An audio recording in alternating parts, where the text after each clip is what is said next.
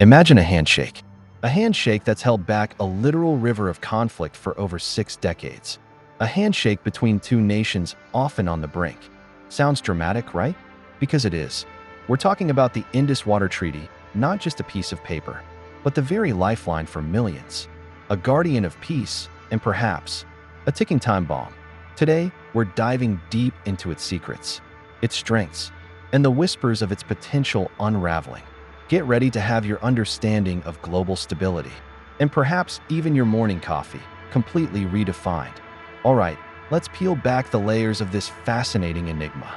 We've got 10 crucial facets of the Indus Water Treaty that will illuminate its genius, its challenges, and why it's dominating headlines right now. First up, let's talk about its genesis. Who crafted this seemingly impossible agreement? It wasn't just a political whim. The treaty emerged from the ashes of partition, when two newly independent nations, India and Pakistan, suddenly found their vital water sources intertwined. The World Bank, sensing an impending catastrophe, stepped in as a neutral mediator. Think of them as the ultimate problem solvers, bringing warring parties to the table when no one else could. The genius here? It wasn't about dividing water equally, but sharing rivers. India got exclusive use of the eastern rivers, Ravi, Beas, Sutlej, while Pakistan got the western rivers, Indus, Jhelum, Chenab. This seemingly simple allocation avoided endless disputes over every single drop. The POS is obvious. It averted full-scale water wars. The cons? It placed immense reliance on upstream-downstream cooperation, something constantly under strain. Here's a mind-bender.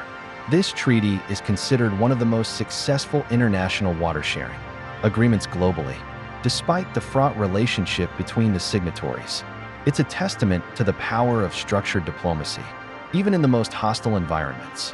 It's almost like a superpower of peace hiding in plain sight. Next, let's demystify the fixed share concept. It's not just about which country gets which river. It's about the quantum of water.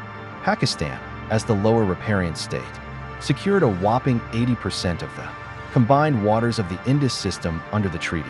This was a crucial concession by India to ensure long-term stability and address Pakistan's historical dependence on these rivers. The POS is clear. It provided certainty for Pakistan's agricultural economy. The cons? It limits India's flexibility on the western rivers, even for non-consumptive uses like run-of-the-river hydropower projects. This fixed share has been a continuous point of contention, especially when India proposes new projects on the western rivers, often leading to arbitration. Imagine signing a contract where you voluntarily give away the lion's share of something incredibly vital. That's essentially what happened. This fixed share wasn't an act of charity, but a calculated move towards preventing future conflict, acknowledging the historical flow patterns and dependence. This isn't a sign-it-and-forget-it kind of treaty. It has a built-in, continuous monitoring mechanism, the Permanent Indus Commission, or PIC. Think of them as the watchful guardians, constantly overseeing the treaty's implementation. They meet regularly, exchange data, and undertake inspection tours. The POS is its continuous engagement. It's a vital communication channel that has remained open even during periods of extreme tension. This face-to-face interaction often defuses minor disputes before they escalate. The cons? Its powers are primarily advisory. It can't enforce decisions, which means unresolved disputes can still go to higher arbitration or court, adding layers of complexity.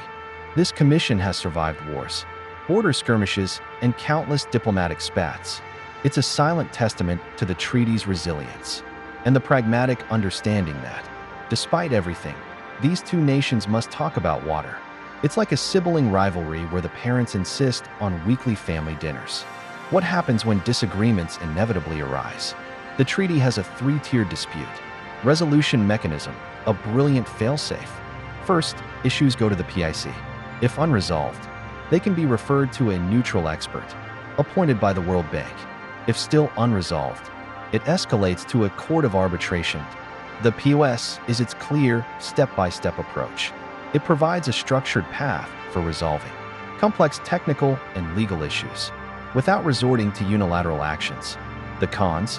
It can be incredibly time-consuming and expensive, and the process itself can become a source of contention, as we've seen with various dam projects.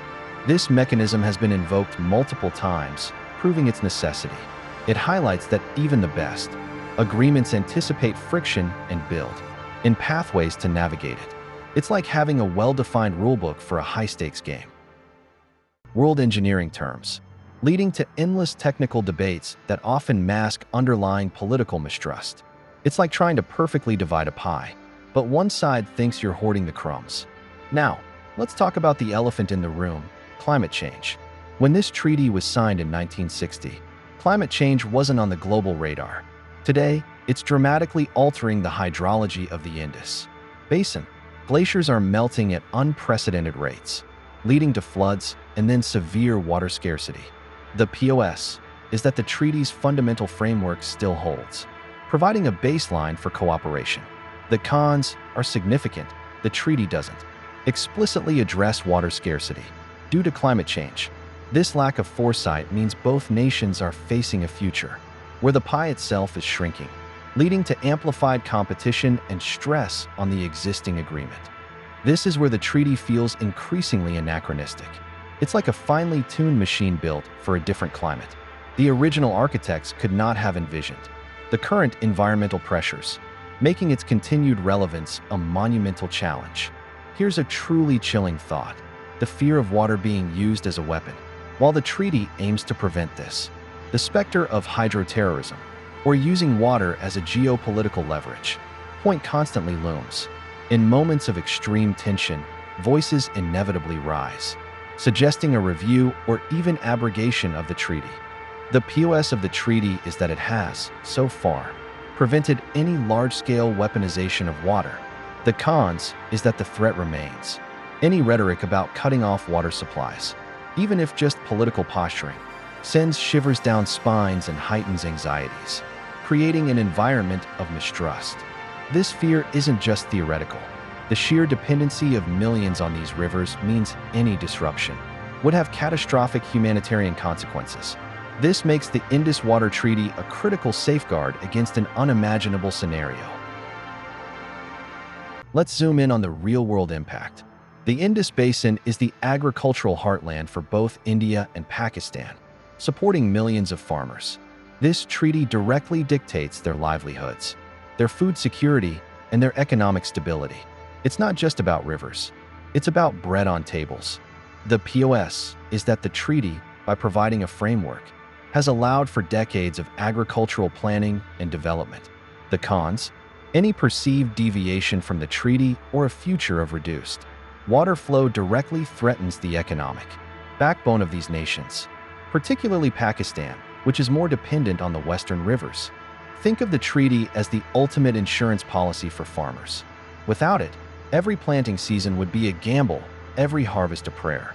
Its silent existence has allowed for an agricultural revolution in both countries, highlighting its immense, often unseen, economic benefit. The Indus Water Treaty isn't just a bilateral agreement. It's a piece on a larger geopolitical chessboard. Global powers, particularly the US and China, observe its functioning closely. Its collapse would have ripple effects far beyond South Asia, impacting regional stability and international relations. The POS is that its continued existence serves as a rare example of successful conflict prevention in a volatile region. It allows for other diplomatic engagements to take place, as water, at least, is theoretically off the table for weaponization. The cons: external actors can sometimes exacerbate tensions, or their own strategic interests can complicate the already delicate balance. It's almost like a barometer for India-Pakistan relations. When the treaty is strained, it signals deeper geopolitical tensions. When it's functioning smoothly, it offers a glimmer of hope for broader cooperation. It's a small treaty, but its implications are global. Finally, the burning question: is a collapse truly possible? The answer is complex. While the treaty has weathered many storms, increasing population, climate change, and persistent political mistrust are putting unprecedented strain on it. The calls for review or even abrogation from certain political factions, especially after specific geopolitical events, are not idle whispers. The pose is the treaty's incredible resilience and the vested interest of both nations and the international community in its continuation. A collapse would be disastrous for everyone. The cons? The rhetoric itself is damaging, eroding trust, and making cooperation harder. Moreover, the economic cost of building alternative water infrastructure if the treaty fails would be astronomical for both sides. Here's the powerful truth. A collapse of this treaty wouldn't just be a diplomatic failure. It would be a humanitarian crisis of epic proportions, directly affecting hundreds of millions of lives. The mere thought of it underscores why its preservation, even with its flaws, is paramount. It's a delicate thread, but one that absolutely cannot break. So, there you have it. The Indus Water Treaty, a testament to diplomacy, a lifeline for millions, and a complex puzzle of engineering, history, and geopolitics. We've journeyed through its remarkable design, its inherent challenges, and why it remains so incredibly vital in our ever-changing world. From its ingenious fixed share to the constant tightrope walk of non-consumptive use, every clause, every interaction shapes the destiny of a region. Understanding this treaty isn't just about history or politics. It's about understanding the very real human impact of global agreements. It's about appreciating the delicate balance that prevents chaos and recognizing the urgent need for continued dialogue and cooperation. Now, if this deep dive has sparked your curiosity, if you found these insights intriguing, then you know what to do. This is a top movement. Understanding the global agreements that shape our world. Hit that like button if you found this illuminating, and share this video with anyone who needs to unravel this mystery. And for more deep dives into the complex tapestry of our world, make sure you subscribe for more videos. Thank you so much for joining me on this crucial exploration. Your engagement makes these conversations possible. Until next time, stay curious, stay informed, and remember, every drop of water tells a story. See you in the next one.